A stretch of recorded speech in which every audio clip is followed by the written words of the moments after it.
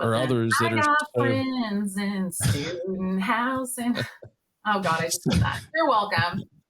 See, you can tell let's like my team, I won't go to karaoke, but apparently I'll just burst out into song for absolutely no reason.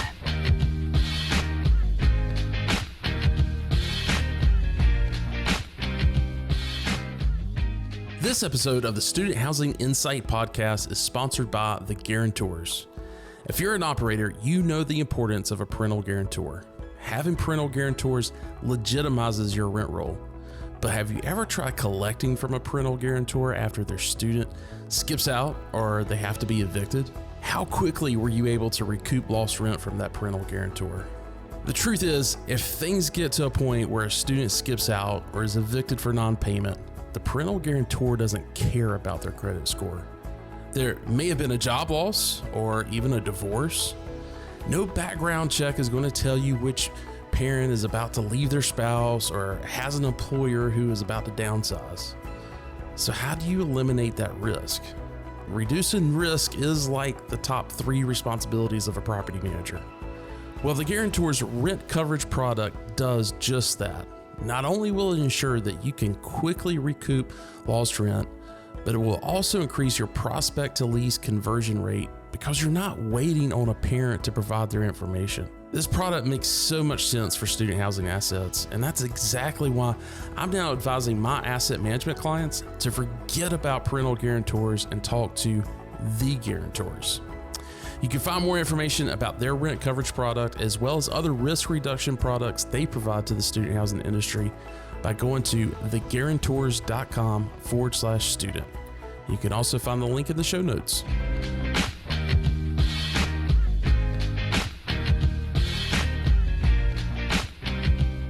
Well, welcome to the Student Housing Insight Podcast, where we are connecting you with all things student housing. I'm your host, Wes Deese. I'm also the CEO of Student Housing Insight. This is your first time running across Student Housing Insight. We are a platform for off-campus student housing professionals to network, share ideas, as well as data. You can find out more about the platform at studenthousinginsight.com. Don't feel like you've got to write that down. We'll make sure that all the links and stories that we're talking about today, we'll have those linked in the show notes for whatever platform you're listening or watching on. But in addition to the podcast, we also host the industry's monthly webinar for the U.S. called ShopTalk. Each month, we provide a legislative and policy updates that are impacting our industry, and that comes from the National Multi-Housing Council. ShopTalk also provides a monthly overview of pre-leasing data on a national and regional basis, along with a panel of operators who provide their on-the-ground observations of what's going on from a pre-leasing standpoint. And we typically provide a topic of the month as well. So a lot of great information. And if you were involved with the operations of student housing in the U.S., you should be registered to receive our monthly invites, and you can register to receive those as well as review prior Shop Talk webinars, as well as the slide deck. So you've got all the data there, and that's at shoptalk.info. Again, that's shoptalk.info, and we'll provide that in the show notes. Well, guys, we are recording this on October 31st. Happy Halloween. If obviously, you'll be listening to this after Halloween. So I hope you had a great one. I hope you didn't eat too many sweets, and I hope your children are off the sugar high by the time you're listening to this. And but this is our monthly wrap up episode for the month of October. And joining me for co-hosting this episode is the wonderful Gretta Dare. How are you? I'm great. I'm hoping you did eat all the sweets, by the way. all the candy for you. And that's what I'm hoping for, and that you enjoyed it immensely. Hi. Hey, how are you? I'm doing great, actually. Very excited that it's Halloween, one of my favorite holidays. Actually, just from this point forward, I'm very excited about all the things. So it's a good day. So October's been a big month. I mean, September was a big month. We talked about the acquisition of Campus Advantage to Yugo and just a ton of stuff. But we had the NMHC Student Housing Conference that was October, I believe it was 19th through the 22nd. I think it was actually the official dates were the 20th through the 22nd. So got to go to that. We'll talk a little bit about that. And we've got a lot of other news and happenings that we definitely want to get to. But how's your October been? Very busy. I know. I didn't get to go to NMHC, so I missed it. People were bummed. People missed you. I know. I was sad. I had people asking if I was going to be there, and I need to get to one of the NMHCs. I literally have not been to one. I actually don't even want to say how long it's been, but I absolutely need to. Well, and I thought I was probably going to have a mild November and not have to do a whole lot of travel, but NMHC and Retsy actually, um, I had submitted to be an influencer for OpTech, and they chose me. So Oh, I'll be in Vegas November, I believe it's the 16th through the 19th, covering OpTech. So looking forward to that. We're going to have a preview episode with Whitney Kidd and Erica White, who are both going to be presenting there. So looking forward to that and all the other great content that we'll get from that as well. So, but hey, where you want to start at? You want to start with company news? I could go through a rehash of what was discussed at NMHC, or I we was going to can. say, why don't we start with the NMHC because I wasn't there. Honestly, I want to hear about it because you haven't even discussed that with me. So Yeah, give me the so information. great location. I think everybody was a little burnt out the past couple of years from it being in Vegas. Okay. You know, for those that haven't gone to a conference in Vegas, it's sometimes they can be. That was the deepest sigh. Yeah, it's just I'm not a big Vegas fan.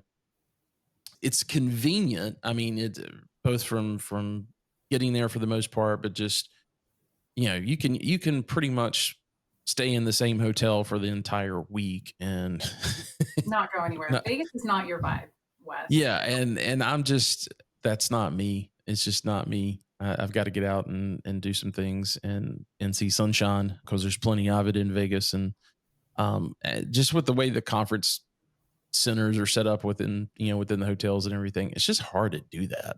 Yeah. And Well, they want you to stay inside. That's the way. exactly, and there's a lot of and because of that, there's a lot of distractions, right? And I know last year in Vegas, I think NMHC, I know they had it over 600 that had registered. You would never know it going into the ballroom or the general session room, because everybody was in the casinos and the restaurants and having separate meetings everywhere else. So it Oh, was kind of it was good to get back to a more. so it was really spread out, essentially. Like everybody was all over the place because of the Oh venue. yeah, I mean, I was in the airport headed back and saw a couple of folks that I'm like, oh, I didn't know you were here, and or I never saw you, and they're like, yeah, we kind of all over the place.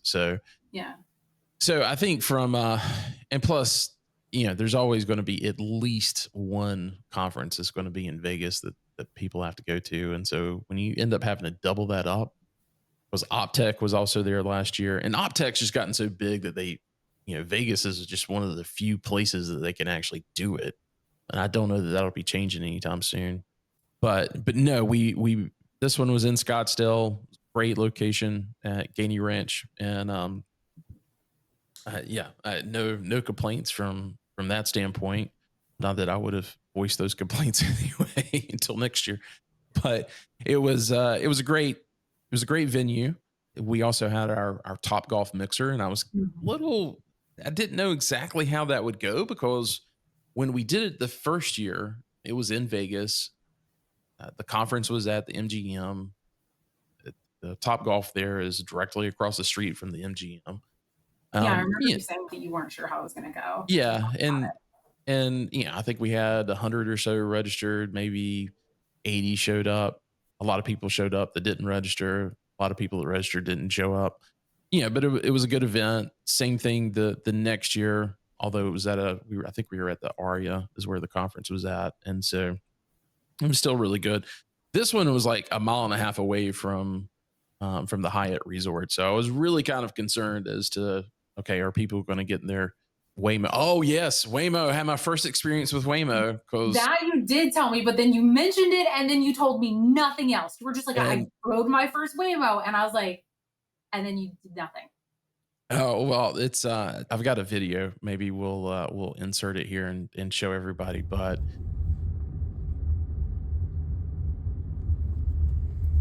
it's a car that drives itself.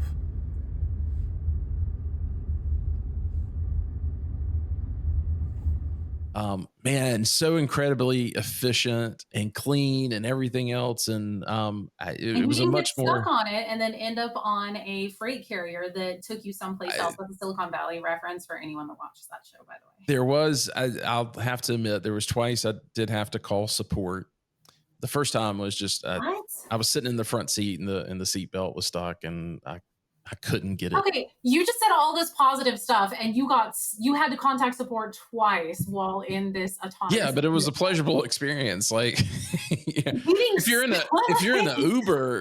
a Uber and you have to tell your Uber driver, hey, my seatbelt's stuck. It's just I get to tell a human they're that not going though, to pull not over. like be like in a car all by myself and have to call somebody and be stuck in a car all by myself. Yeah, That's yeah. all.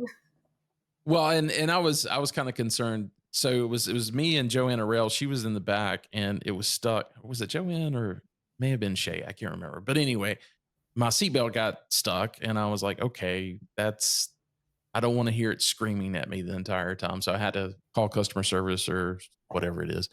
And they immediately come on and they're like, okay, well, let's just, let's pull over, and pulled over, got it situated, and we were off. And then there was another one where I had to go pick up something at the drugstore, and we uh, I'm talking about the Waymo. It was just me and the Waymo.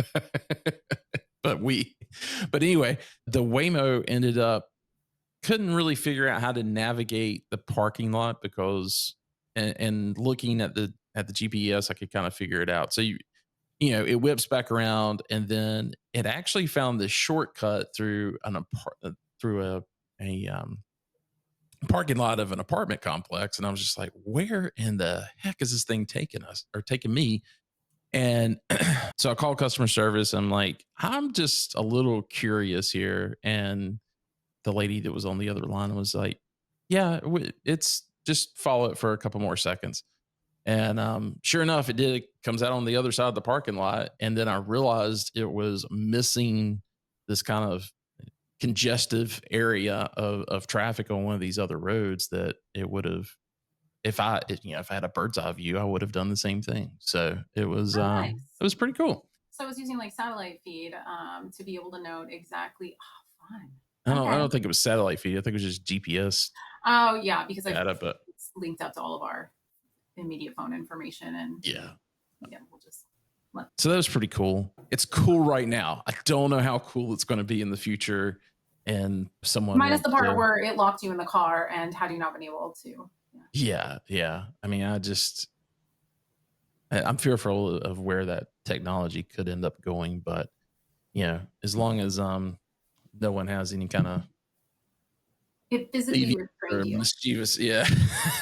It has the ability Yeah. to keep you physically restrained inside the vehicle. Well, and I know we're not talking about student housing, but there is this movie on Netflix that came out maybe a year or so ago. I know we're not, but I'm gonna keep going down this path. I love it. Keep going. And the thing was actually directed by Barack and Michelle Obama, or they're like executive directors. And there's this whole thing of Tesla, these self-driving Teslas, like blocking up a bridge or whatever, and so that people can't get in or out of New York City. And that could be a very real thing. So anyway, And restrain you. Never gonna get over the restraint. yeah, Just holding you hostage.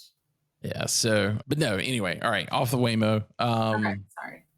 But getting back to the TopGolf event, so it was great. We probably had about 125 that registered. I don't know what the final count was, but it was way more than 125. Nice.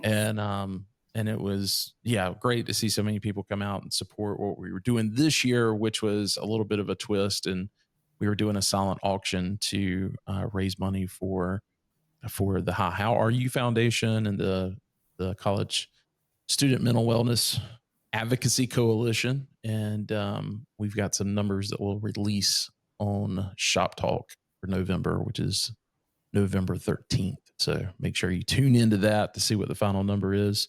What's really cool is there's been some folks that were not able to make donations because we asked operating companies to make donations, and like Asset gave like a $1,500 gift card for Marriott. So I don't know if they like exchanged some points for that or exactly what they did, but I think that got the most money.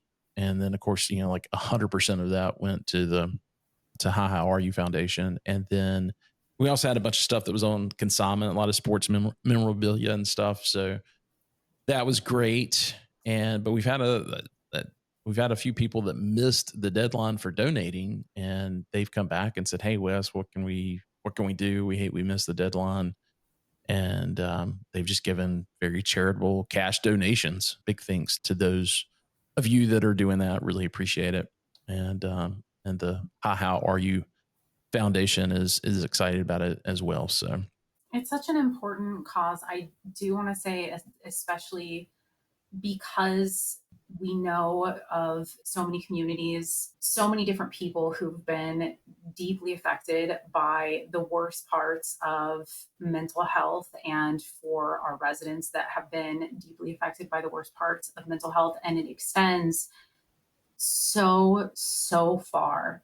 So when this first got announced, just the program in general, I was really proud of our industry. I was really proud of the fact that everybody got so deeply involved. I'm really proud of the fact that, you did the initiation or did this program for one of our events, and that just the fact that everybody is staying so on top of this and keeping it just keeping it going to the degree that everyone is. It's so important. yeah, yeah. But to get back to the conference itself, and Yes. I'll just run through a couple of sessions. I didn't get to attend all of them, but went to quite a few. Things opened up with a 2025 market outlook that Jacqueline Fitz with CBRE, she moderated and had the folks from Yardi Matrix and College House and RealPage as well, going through their numbers and what they're seeing. It was really great seeing all three of those companies because we've had this conversation Yeah. before. College House is definitely, we're getting that updated information on a weekly basis. Both Yardi and RealPage are a little bit slower with getting that out, but there's obvious reasons behind it. I mean, it's a Yeah. little bit of a different model, and so it was great to kind of see their, hey, this is how everybody did the side by side by side. Yeah. This is how the industry performed. And so it was good to see that. And then Tim Bradley moderated the next panel with, it was the executive outlook, student housing strategy in a shifting market. And it had the managing director from Graystar. I'm sorry, I'm blanking on his name at the moment. Jennifer Holmes from she's the COO at Core Spaces, so I'd never met before, and it was good to kind of hear her perspective on things because she doesn't have a long history in student housing, so it was kind of good to hear her perspective on things. And then was it from Scion? I'm pretty sure it was their CIO, but I'm blanking right now. And then Alex O'Brien with Cardinal Group and Wes Rogers with Landmark. And going back to the data thing, there was a remark, and I'm not going to repeat it here, but I think we've got to talk at some point that the data sharing days are over with. I think the operators, all the operators jumped on it in 2020 because we needed we needed to kind of have a baseline to be able to tell investors and lenders how the industry was performing. And now that everybody's kind of, COVID is certainly over with, and that fear is gone as to how the students are going to respond. It seems like everybody is back to, hey, we don't need to share this information unless it's something we share with the customer. The thing is that, and we talked about the fact that this came up when we were at the SHB event, and we used to get it a different kind of way. We didn't get it as granular. We didn't get it as often. Did we need it when, like, at certain times of year when we were building a new development Yes, and it's like it's okay if we return to a certain level of normalcy. And we were operating really fine and really well and delivering excellent results. And we have historical records of those results. So it isn't like this made such a massive difference, or it also it isn't like we weren't able to pivot so well regardless, so I think that there's a certain level of expectation that is set upon all of us operators that says, well, if you don't have this, how are you going to operate the same way that we always did and with the same level of excellence that could be done without it? It's like especially like I was at ACC before we had all of this. And there are data points that you can collect in house. There are data points that you can still access, and you can still perform just on an incredible level without that level of data sharing. You can.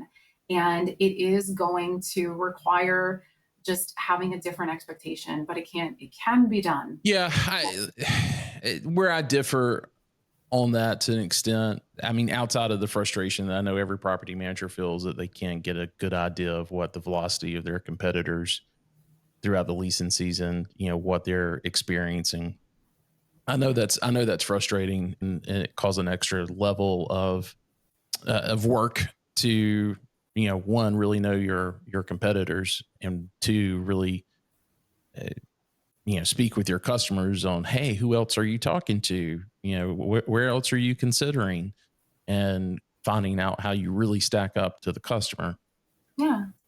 Completely agree with that. But we are servicing a segment of the population that is very, very niche. And the common thing is that we're both serving the university community.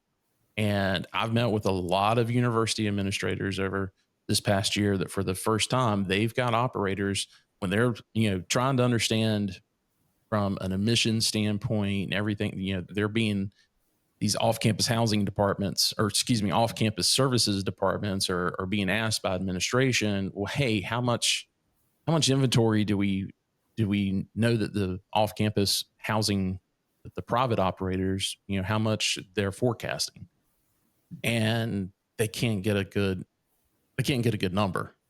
And for the first time, they're calling for, they've always called property managers to ask, but for the first time, they're saying, oh, we're being told by this company or that company that they're not going to share it. And I'm like, With the you're the universe. university, like you got to know this. Yeah. So that's something we got to figure something out. Yeah, And I feel like that's something that needs to be communicated from the top down, and that is going to be difficult because what happens when that if the university is calling, like almost anybody can call and say that they're calling from the university. So it's almost like the university needs to, or they need to communicate and say, I understand, could you send that request over in an email? Just say that, that you were requesting this and I can forward it over to my property manager, and then my manager, community manager, whatever the title is, that the company that is being utilized, and just says, this is the information that we're more than happy to share that information from you. That way they know that it's coming from the university, they're sharing the information, we're more than happy to, et cetera. But because obviously we operate we're here to share the information, and we operate for the purpose of being here for the universities that we serve. And so I can't imagine that anyone wants the answer to be no when it comes to the universities wanting information from our properties. Like that's not ever going to be a thing. yeah, But I'm it's sure that anyone's going to be like, yeah, Wes, but anyone can also call and say, hi, this is Gretta Dare. I'm calling from the University of California, Berkeley. We're just actually from the housing department. And we just like, I could call and say that. So they are well, and potentially. again, and again, I'll point it back to the operator. If you don't know who that person is by name, and you get a phone call of someone pretending to be that, and you can't figure it out, you're not doing your job. Well, that's fair. But so again, if it's the university, then you need to tell, your CAs, your leasing consultants, or whatever, again, that position is that if somebody calls from the university, they need to transfer to the community manager, and the community manager, yes, absolutely should know who that contact would be from the housing department and know that they could share that information. Because I don't disagree with you. And I Well, do and I know think that the always goes, passion that you hold where your manager should know all of the key contacts on campus. yeah, I always have, like a part of my marketing plan is you have to have all of the contact information and know who those people are, their phone numbers, their email addresses, etc. yeah, yeah.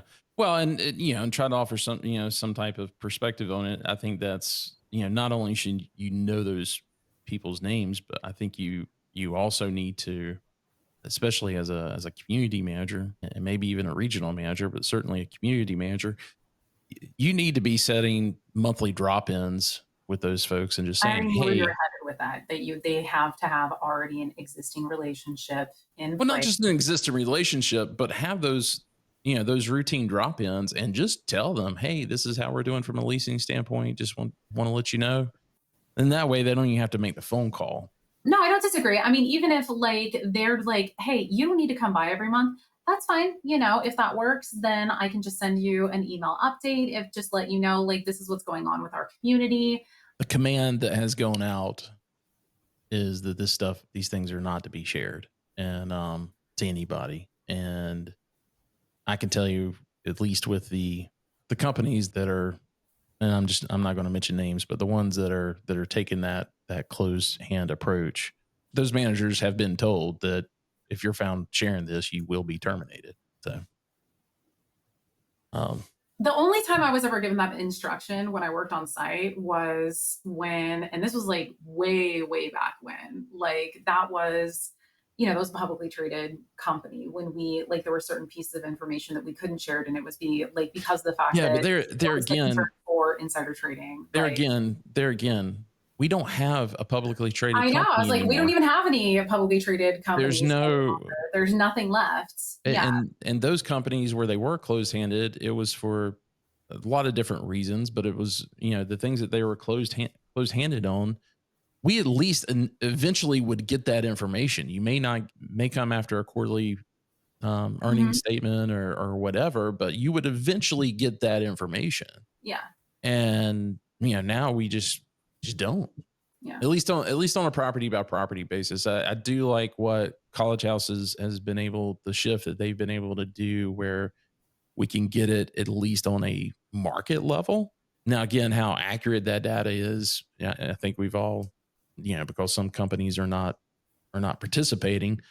That's a whole nother story. But at least we are able to see it on a market level. But I just, these tier one universities where this information is so critical because that's where the growth and the increase enrollment is at, and a lot of other things. There's so many operators and properties. I mean, you take University of Illinois. There's, on my last count, there was over 49 properties, purpose-built student housing properties, operating in that market.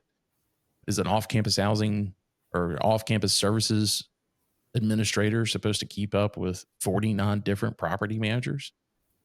Well, and sorry, I know we're on this for a million years, and so we need to wrap it up. Yeah, The yeah, yeah. other, Well, this is a hot topic that no it one will is, actually and talk about. well, and it's a topic that it goes back to April. That this topic has been discussed. That I mean, it's been going on longer Well, than it's been that. going on. It's Yeah, I mean, like where it's been such a wildly discussed topic, but it's also that without knowing at the bare minimum the occupancy or ending occupancy, then there's also the lack of knowledge of how well the individual markets are being served. And which is honestly, it does feed into our breaking news. But without knowing that information, it makes it, which is why the universities do need to know the occupancy or the ending occupancy. I get where the pre-leasing information, where it's like we want the pre-leasing information because we want to know like how well these, each individual one is doing. And I get that. But when it comes to ending occupancy, you need to know that information because you need to know, are we oversaturated? Are we undersaturated? Do we have 45,000 students in the market? And we're still like every single property is 98 to 100% with waitlist. And if that's the case, where we see in certain markets, or like we had University of Tennessee in Knoxville, where it was like we knew that that market needed more beds. And, it's like they were drastically underserved. And like without that information, we don't know. No one knows. And that is the problem. And then it has to be able to be addressed, be it at a university level, a legislative level. Like that is the reality of it. Yeah. Yeah. Well, I think, where it's frustrating for me as a consultant, I'm meeting with equity groups and developers that, I mean, listen, this has actually given me more business because they're like, "Hey, we can't get this information. Can you I was going to say, I'm and then we can get it. I'm connected." And a lot of folks kind of feel the same way that I do, and they're like, "Yeah, here's what we are. Sorry you couldn't download it off of a platform, but here's what we are." And then there But are then others that I are got so friends in student housing. Oh God, I just did that. You're welcome. See, you can tell let's like my team. I won't go to karaoke, but apparently I'll just burst out into song for absolutely no we reason. gotta make sure we clip that part. That's going to get used over and over again. Awesome, love that for me. But no, but there's still other certain providers that just are, I should say, operators that just will not provide it. Even to myself, and I'm like, okay, this information probably determines if, especially when that operator has, their community is 700 to 1500 beds, within that property or Right. within that market. The information that I'm going to give to the developer is, going to determine if, one, do they build a project or do they do a 1500 bed project versus a 700 bed project, or, Mm-hmm. phase it Like out this or directly whatever. impacts So you and your lease up. Like this information is crucial yeah, for this yeah. reason. Yeah. Yeah. And look, I get it. The DOJ lawsuit and everything else with some of these platforms, or with one platform in particular, like, I get it. I'm also just going to call it out. There are some folks that use that as an excuse because they were going towards a transaction, and performance wise, I know they weren't doing as well because on their owned portfolio, because I was tracking it. I was tracking it because I was involved in these markets. And I'm like, that's different. And it all had to do with capital raises and everything else that they were doing. They really didn't want that information out there, and they used it as a convenient excuse. There, I said it. I think look, if you're going to do it in the middle of a worldwide pandemic, I don't understand. I just don't understand I do understand, but I, like I said, I think it was just a cheap move, quite honestly. But anyway, there, it's out.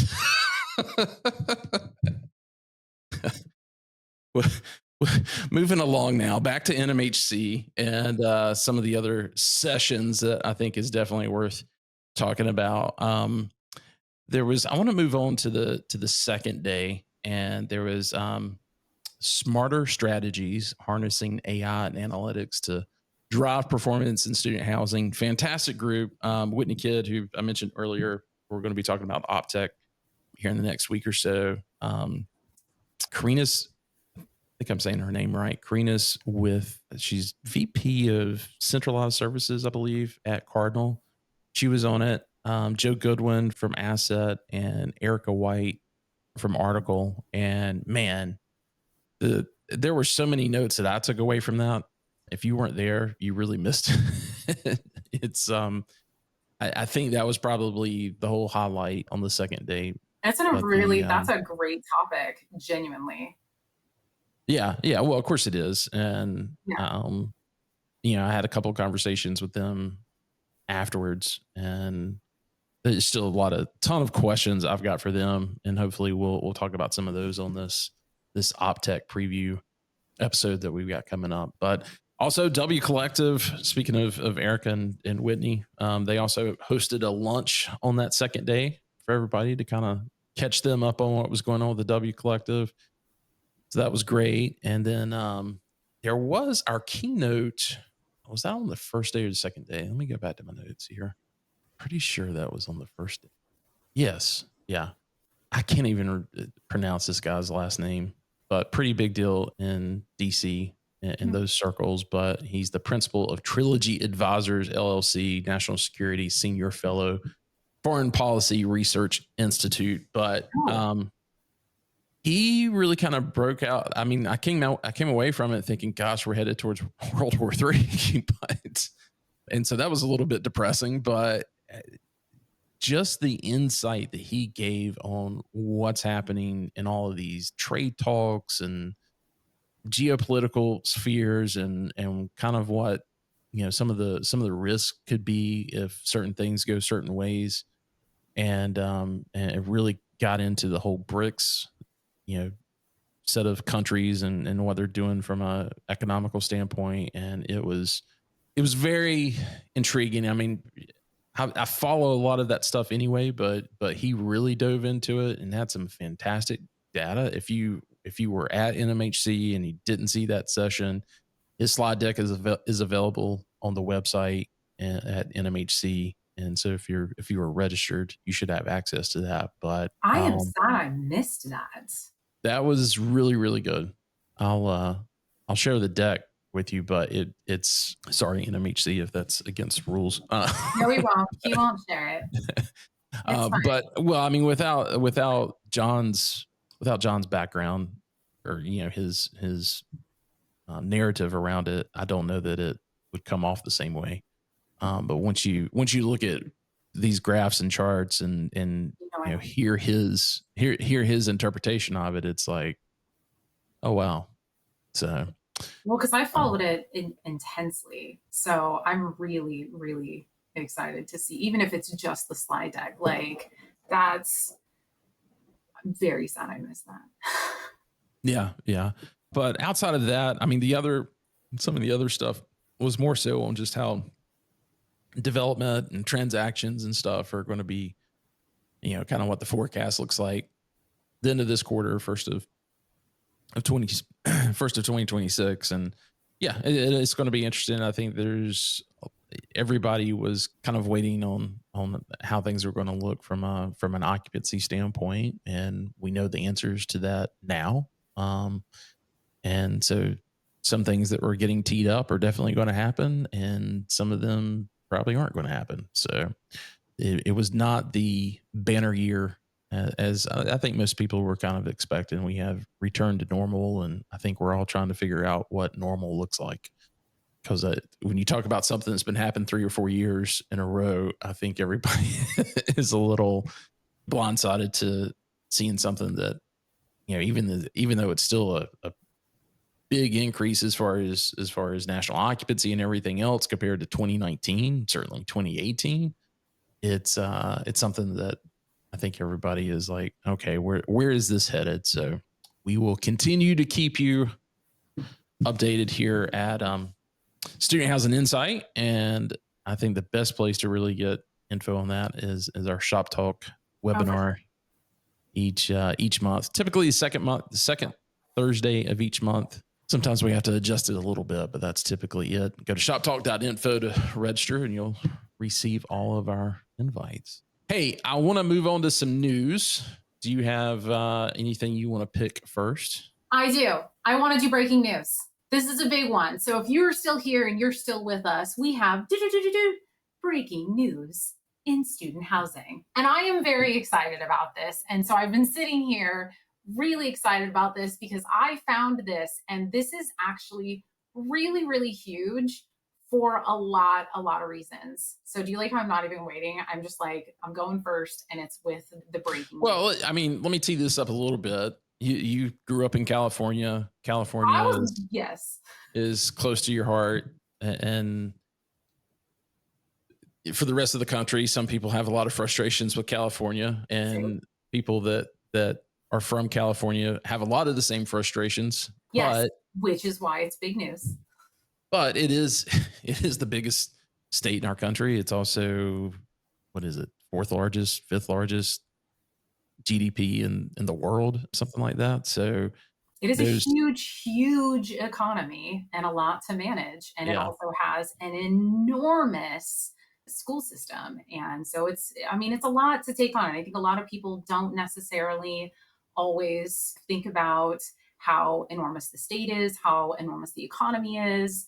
It's, they don't realize that the state keeps going after San Francisco. I know, because I lived there. Well, and correct me if I'm wrong. I mean, The whole state capital is there. if you're a resident of the state, is it the UC? I guess it's the UC system. Uh-huh. You've got free or very close to free tuition, correct? You don't have free. You used to. That actually used to be a thing. Yes. Wildly enough, it used to be that if you were a resident of the state of California, that actually used to be in a couple of states. New York University used to do the same thing. But then that did change at a certain point. And then for which I didn't realize this wasn't every state, by the way, got a hard kick of reality, dose of reality. That was not what I was going to say, for anyone wondering. When I moved to Washington State, when I moved away. And yeah, I genuinely thought, I think like a lot of people do, we live in like one place and we think everything's going to be the same when we move to the next place. Things are not the same when you move away. And no, so the community college is actually really inexpensive. And so you can they have what was called like the bog grant. And so it can bring your credits down. So like each credit is like $5. And so one course will be like $25. And when you're like dually enrolled, so there's a lot of dual enrolled options. And so I think a lot of people who potentially have children who are high school ages, so like Indiana, North Carolina have the same thing with CPCC, where you can literally graduate from high school and have your associate's degree. Indiana has a similar thing with Ivy Tech, where it's not an associate's degree, but you have almost all of it, or you have a full trade school situation. So a lot of states have something similar to that. And then the great thing is that obviously, if you can have your associates or nearly all of those, then you can then transfer directly into one of the four-year universities. And with our California community school system, then it's basically almost guaranteed that you're going to get into one of them, or at least it was. And those schools are so much less expensive than so many other schools as an in-state resident.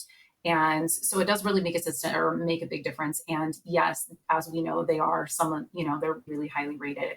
And so, yes, is it wildly expensive? Will I never move back just for that main reason? Yes, but all of the taxes and everything that I hated so much when I was there, I realized that there was a lot that they did actually pay for.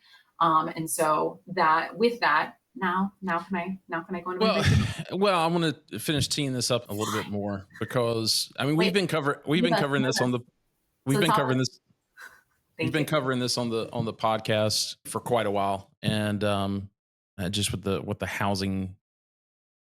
student housing crisis, specifically within California schools, we've talked to local developers that are in California, others that are trying to be in California. The problem stems from the fact you've got a lot of students and you've got very high regulations when it comes to, especially some of these local councils and planning departments that are, to some extent, very, I mean, I'll just say it, they're very anti new development.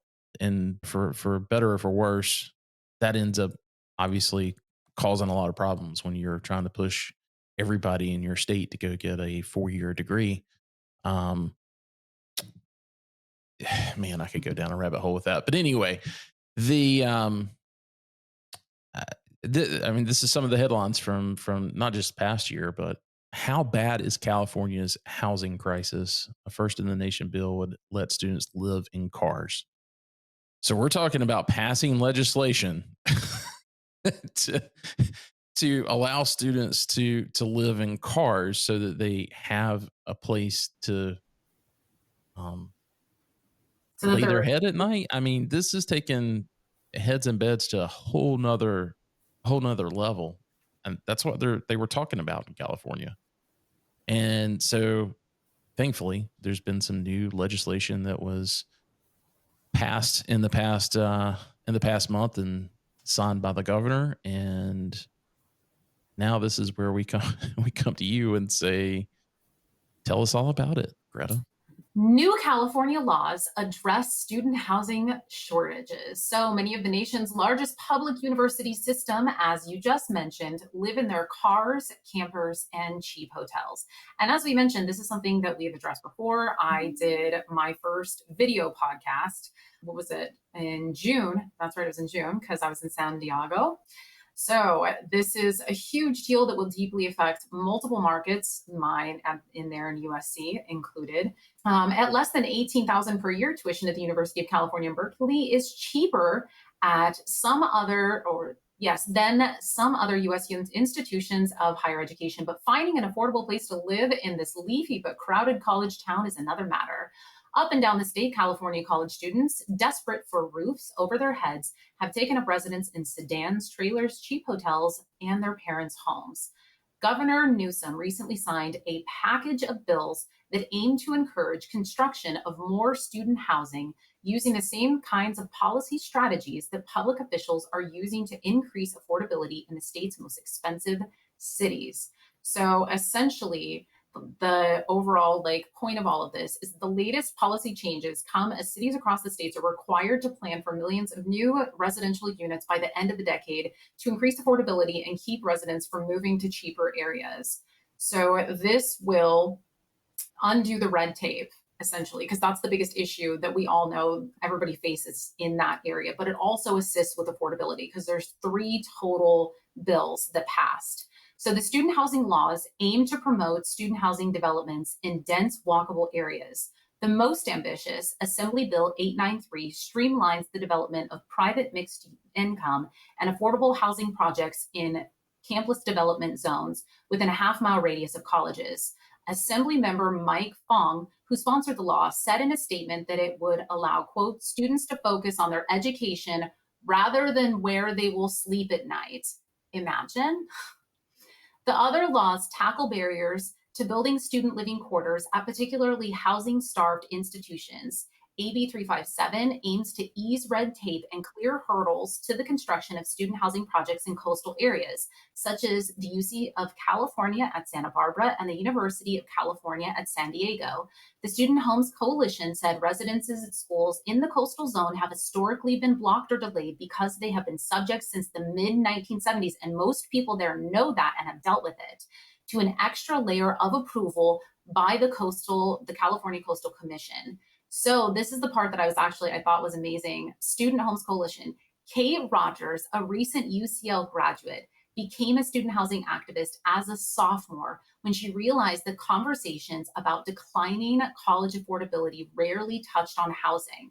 I was fortunate enough to have my parents support my education. Housing costs were still a stressor. Rogers, co-chair of the Student Homes Coalition, told CoStar News, recalling radicalizing experience of sharing the $6,000 per month rent for a three-bedroom home in West Los Angeles. The cost of sparsely available dormitories and other housing for struggling undergrads has been driven up by a combination of government red tape and college and student-averse neighbors who have historically blocked student housing, Rogers said. So essentially, there's three total ones. One that cuts all of the red tape finally out of the way and cuts people out that basically shouldn't have any say-so in this, which everybody knows has always been an issue.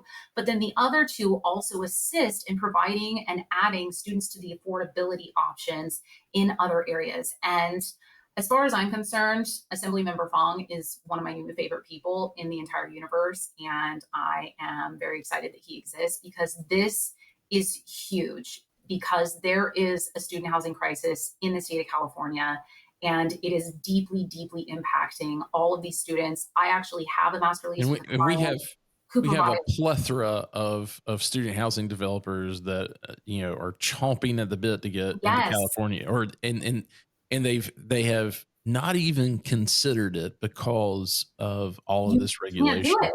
Yeah. I literally, what I was saying, I literally work with one of the nonprofits who provides housing for homeless students.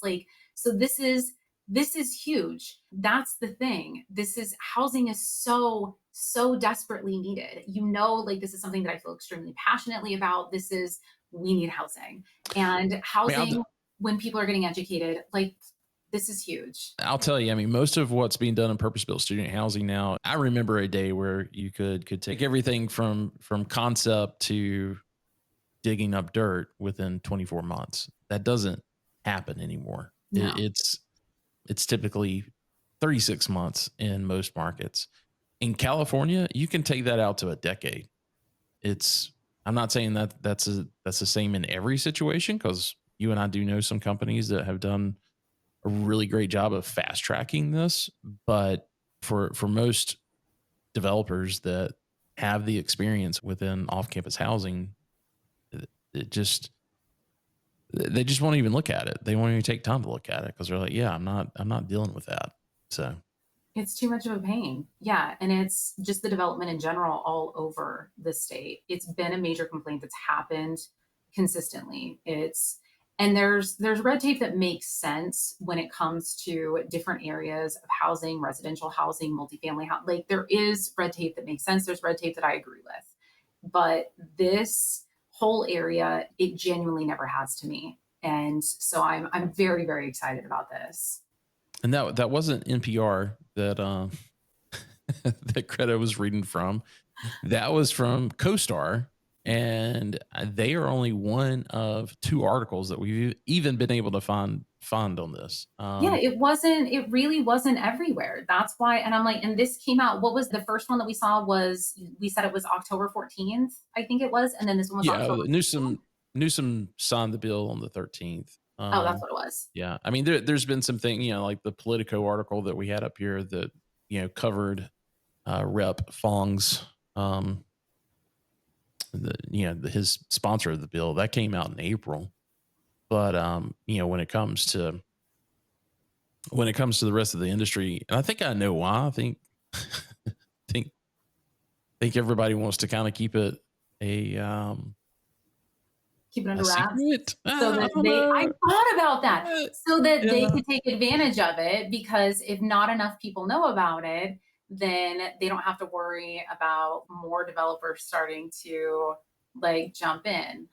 Is Yeah, that, are we yeah, doing the same yeah, thing? Okay. Yeah. yeah. I did reach out to. I want to get Representative Fong on the podcast. We're working through that, but I did hear a couple of remarks about this on I think it may have been the developers panel at NMHC, but it was very quick, and I didn't realize because this has just been signed the week before, Mhm. and I didn't.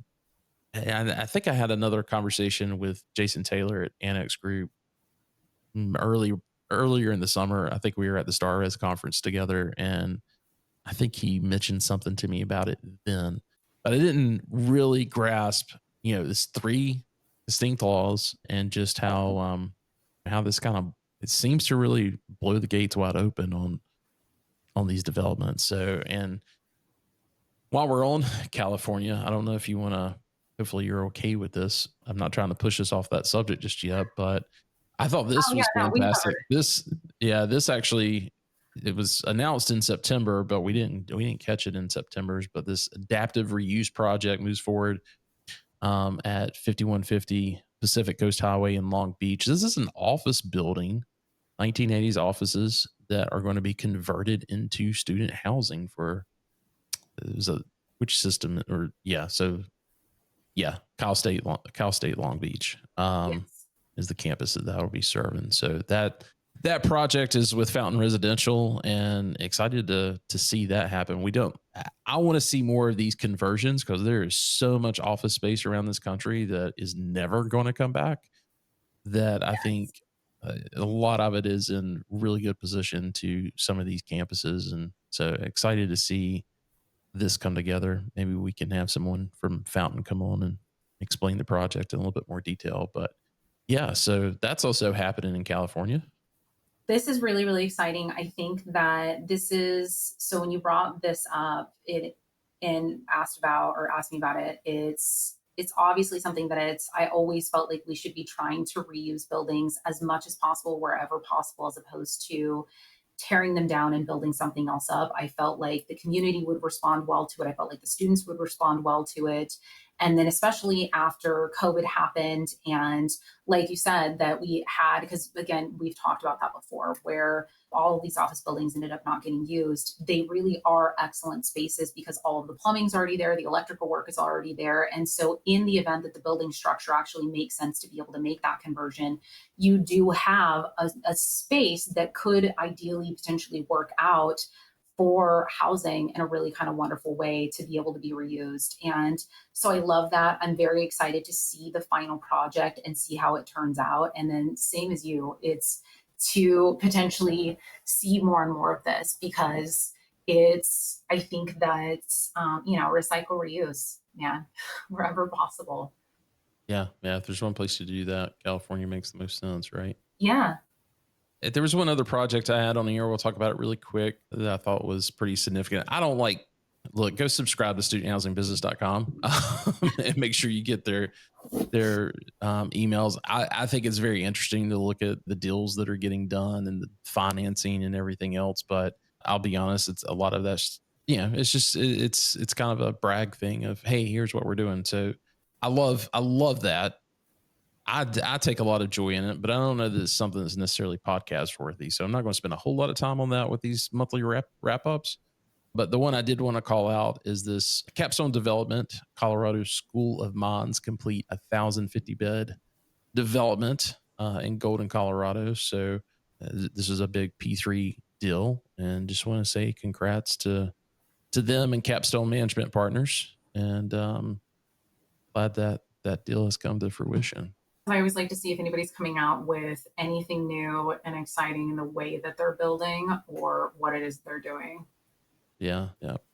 Let's move to company news. Again, this kind of covers a lot of the things that are happening from a standpoint with both personnel as far as who's going where, who's being hired where, who is anyway, just go to studenthousingbusiness.com and you go to news and then go down to company news. And I love, kind of recapping this on a monthly basis, but partnership has been formed between Scion Group and Inland Real Estate Investment, which is Inland's been in this industry for a long period, and glad to kind of see this come together. But this relationship, again, quoting from the article from Student Housing Business, this relationship will build upon Oak Brook, Illinois based Inland strategic plan to expand its $1.7 billion student housing footprint, which currently consists of more than 10,000 beds across 19 properties within the U.S. So yeah, that's what that's about. I'm not going to go and read the whole thing. We'll link it in the show notes. But let's talk a little bit about some personnel moves that are happening. Most recently, Yugo, and we've talked about the big news that they had this past year, but they have hired Abi Kanan as Chief Technology Officer. And I did got to spend a little bit of time with Mike Peter, who is now the U.S. CEO for Yugo, and talked a little bit about what's going on with their tech stack and how they're thinking about things with this new global footprint that they've got. And so Abi is there's going to be a lot on his plate. So I'm excited to see what they're going to be thinking about over the next year. Hopefully we get Abi on the podcast and talk about what goals he's got, because I think what we see with Yugo now is definitely a group that could end up being a big trendsetter for other operators on how they approach things. I feel like that was kind of hinted at in the profile article that was done in Student Housing Business. So if anybody is curious where that might head, if you didn't read the issue of Student Housing Business that just came out, and you're not a giant nerd like me and read it cover to cover, I know that we talked about this before because I get the magazine and the issue. They did do an article or a feature, obviously, on Yugo.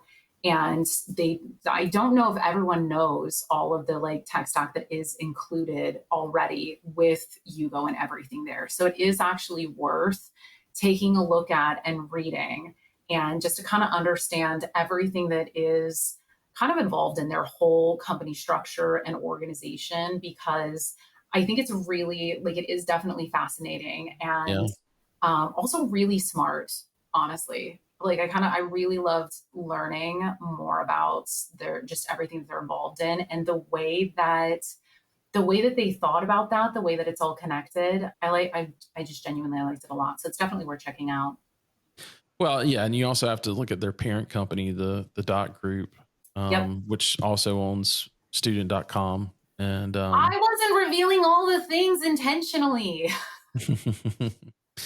yeah, it's going to be very interesting to see what comes out of out of that. So keep your eyes tuned on Yugo when it comes to technology.